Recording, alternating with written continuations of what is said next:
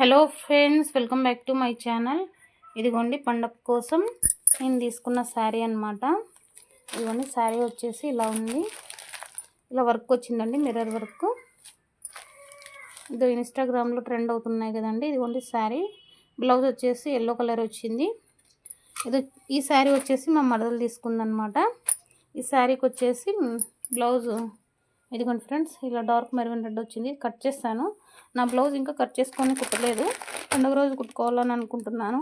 ఎందుకంటే బయట వాళ్ళు ఇచ్చిన బ్లౌజెస్ అయితే చాలా ఉన్నాయండి. అందులో శారీస్కి ఫాల్ వేయాలి.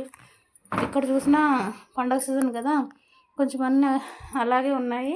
సో పండగ రోజు అయితే మనం కొంచెం ఖాళీగా ఉంటామనేసి ఇదిగోండి సోఫా మీద కుట్టిన బ్లౌజెస్ అన్నీ ఉన్నాయి. ఉక్సులు వేయాలి.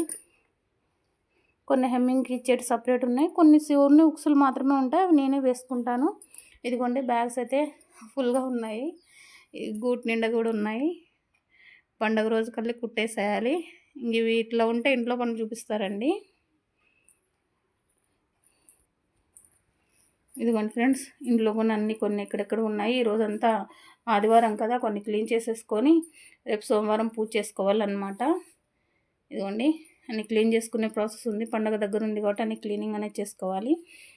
ఇదిగోండి ఫ్రెండ్స్, మీ ఇంట్లో చిన్నపిల్లలు ఎవరు ఉన్నారు అనుకుంటారేమో. మా మరిది వాళ్ళ బాబు ఉన్నాడనమాట. బాలామృతం అనేది ఇస్తూ ఉంటారు. సో మా ఇంట్లో మాకు ఒకసారి అనేది ఇస్తూ ఉంటారు ప్యాకెట్లో. మేము ఇట్లా తెచ్చుకొని తింటూ ఉంటాం.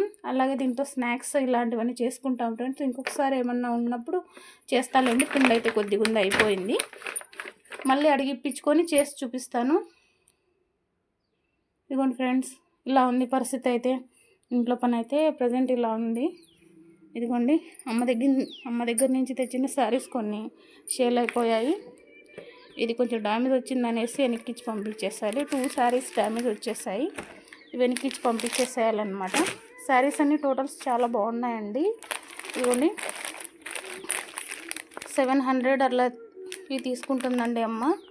ఓకే, అన్నీ ఉన్నాయిలేండి, కొన్ని షేల్ అయిపోయాయి అన్నమాట. ఓకే, పరిస్థితి అయితే ఇలా ఉంది. మా ఆయన మగ్గం వర్క్ అలాగే జరుగుతుంది. నేను దిగుతుంటాను మగ్గంలోకి.